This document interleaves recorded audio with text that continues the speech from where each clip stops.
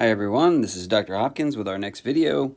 Here we're getting into the world of quantum theory. So we're going to start explaining atomic structure, how they behave, how electrons move. So we're going to look at some of the factors that went into the reason why we need quantum theory.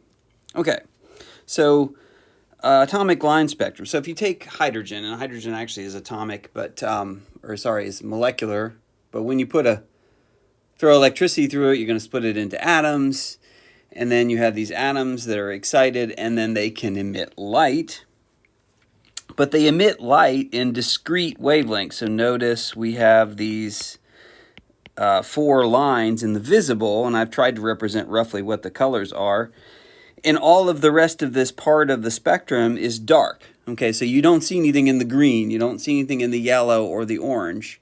You see these 4 lines in the visible, and there are many other lines as well.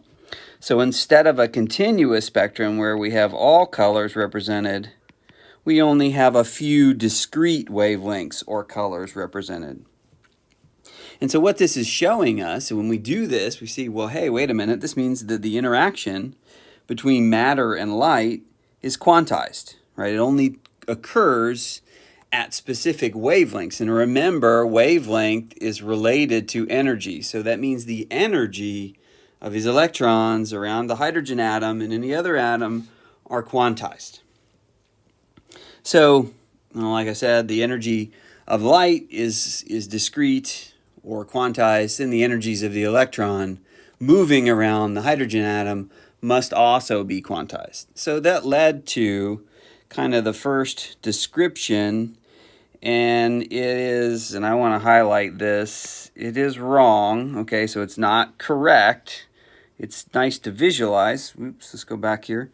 So what we have in the Bohr model is you have the nucleus, which is just a proton for hydrogen, and then the electrons. So we were going to form these kind of orbits, and so your electron orbits around the nucleus in a kind of a spherical orbit, and we can label them n equals 1, and then there's one, if it goes a little farther, it's n equals 2, and the orbit a little bit farther out is n equals 3, and so forth. So he gave these quantum numbers, right, that represent the discrete energies. In what Bohr was describing were discrete orbits of the electrons. And so the light that comes in or emitted is the light that's emitted when an electron goes from one orbit to another. But the electrons don't go in the middle of the orbits. They'll just go wherever they want. If they went wherever they want, you would get a continuous spectrum. Now, of course, that's wrong, as I've said, but we'll talk about how. So we'll kind of expand on that a little bit later.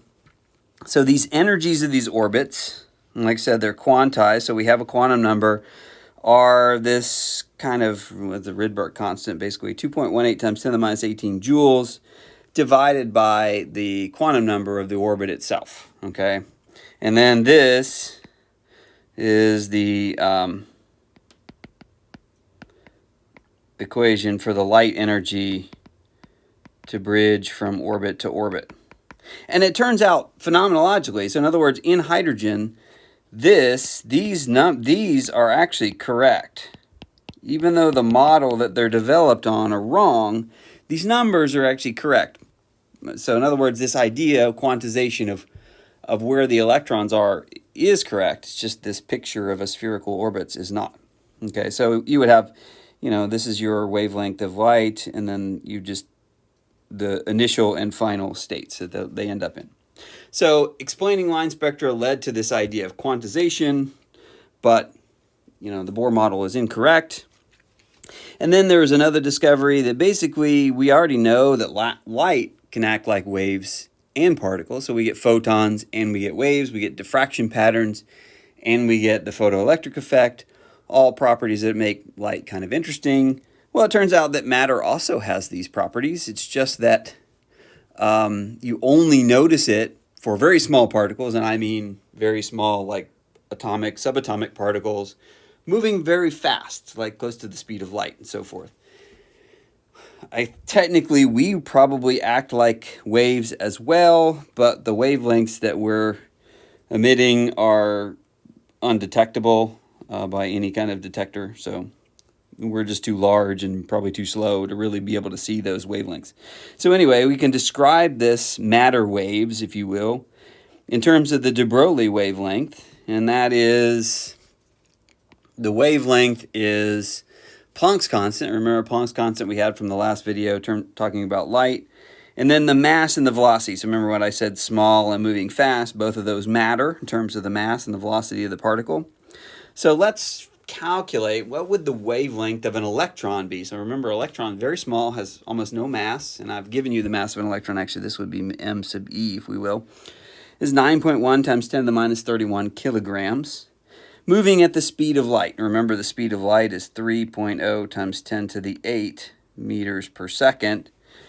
And so then we plug into the de Broglie wavelength, and now I left out kilograms, I apologize there.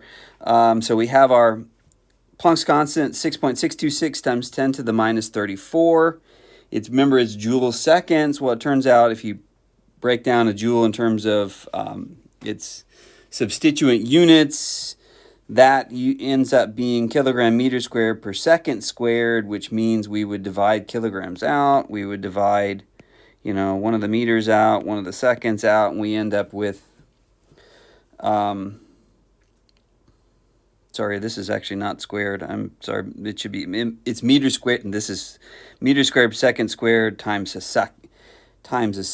I left that out, actually. So the kilogram meter squared per second squared is the joule, and then it's also times second. So anyway, we should end up with units of length, so meters. So we multiply all that out, we get 2.47 times 10 to the minus 12 meters, or 2.47 picometers. Okay, so now we're starting to get, this is really short, right? That is really short, but we're starting to approach wavelengths that we can measure. Okay, we can measure picometer wavelengths our eyes can't, but we can develop an instrument that can measure picometer wavelengths. So we can imagine coming up with some particle which might actually give us visible light, or some matter that might actually give off visible light. And then, so what does that mean? That means we have matter that acts like waves, we have waves that act like waves, we have electrons that have discrete energies from the line spectra that Bohr tried to describe in the model. We've got, once again, from the Bohr model, so which is correct. So there we have quantum numbers that work for describing electrons in atoms. And now we're figuring out, okay, so the electron is matter that acts like a wave, so its motion is wave-like as well. So the orbits can't be spherical, right? So waves aren't spherical. They are, oscillating around the outside of the nucleus. And the other factor about that is that you can't ever really identify a location for a wave. So remember what Bohr's model had, these specific orbits, and they had locations for the electrons that orbited around the nucleus. In this case, since the electrons we know act like waves, their locations are pretty uncertain, okay? And so that gives us this idea that, okay, if we got electrons out there outside of the nucleus, well then the size, and they're kind of uncertain in terms of location, that means the atomic size is also pretty uncertain, and that's going to have an impact as we go forward.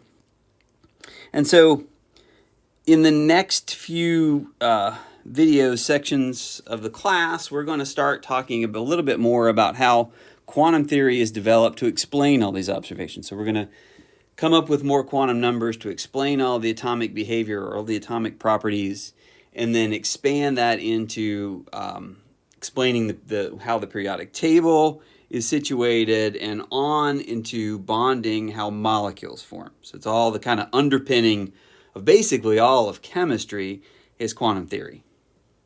And so these were all of the key points from the video today. We have atoms have line spectra.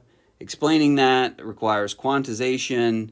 We got matter can act like waves as well as particles, and all of that gets incorporated into quantum theory that we will use. So until next time.